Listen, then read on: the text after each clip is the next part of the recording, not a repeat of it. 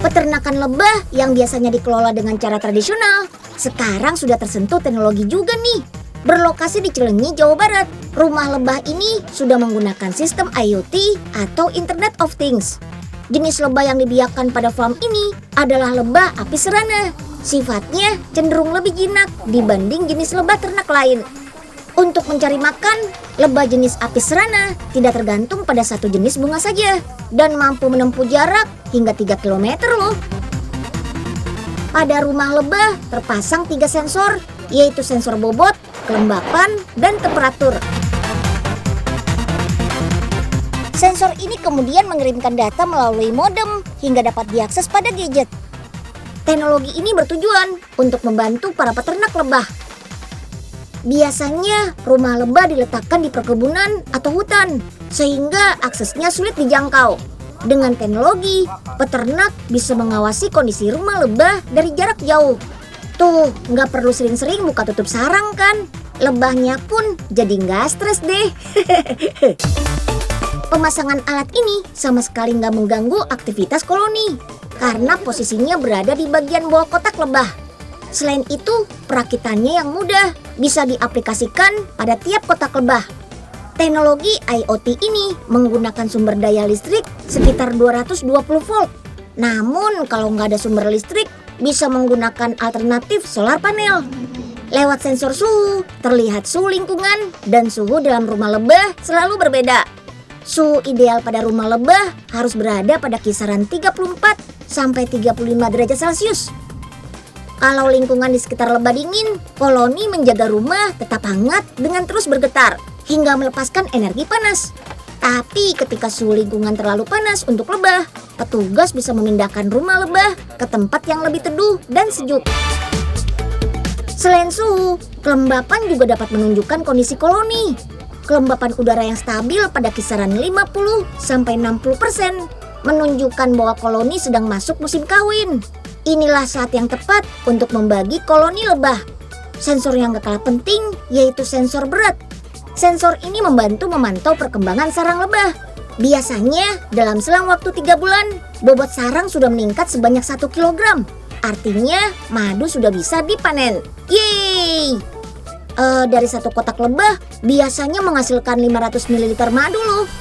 Tuh, buat ngumpulin 1 botol madu aja butuh waktu lama. Apalagi perjuangan lebah buat ngumpulin madunya. Makanya ketika panen, sarang lebahnya jangan diambil semua.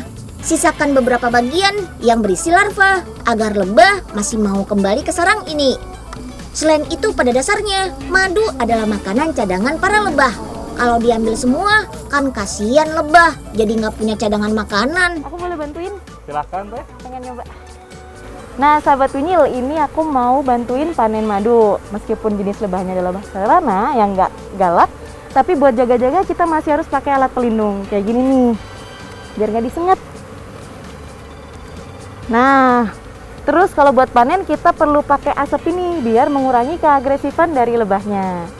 Yaudah, aku ikut panen ya. Silakan Teh. Coba. Memanen madu juga bukan proses yang instan nih. Awalnya perlu menyiapkan kotak baru. Kita bisa mengikat potongan sarang lama yang berisi larva dan lebah pekerja untuk dipindahkan ke kotak baru. Yang paling penting perlu dipastikan nih, di tiap kotak sudah terdapat ratu lebah. Karena ratu inilah yang akan memerintahkan lebah pekerja untuk mengumpulkan madu. Pekerja sangat setia pada ratunya, sehingga ketika ratu dipindahkan ke kotak lainnya, seluruh koloni lebah pun akan berpindah. Makanya, ketika mau memindahkan koloni lebah ke kotak baru, hanya perlu memindahkan ratunya. Untuk menemukan ratu lebah di antara lebah lainnya juga nggak sulit kok. Ukurannya yang lebih besar 3 kali lipat dan badannya yang nggak memiliki corak garis-garis cukup mencolok di antara para lebah. Oh iya, teman-teman tahu nggak? Lebah yang bertugas mengumpulkan madu itu adalah lebah betina loh.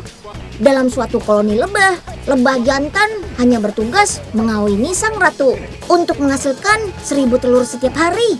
Sementara lebah pekerja betina lah yang membangun sarang dan mengumpulkan nektar. Lebah mengumpulkan nektar menggunakan lidah yang bentuknya seperti belalai. Namanya proboscis. nektar yang sudah dikumpulkan akan disimpan di dalam perutnya. Selain itu, cairan nektar juga akan menempel di kaki lebah, sehingga serbuk sari dari bunga pun akan menggumpal di kakinya. Serbuk sari bunga nantinya menjadi bipolen yang bisa dipanen dengan alat bernama polytrap kayak gini. Nektar yang tadi sudah ditampung pada masing-masing perut lebah akan dimuntahkan ke lebah rumah tangga yang tinggal di sarang. Lebah inilah yang bertugas untuk mengolah nektar dengan enzim agar menjadi madu. Caranya dengan memuntahkan dan meminum kembali cairan nektar setelah 20 menit.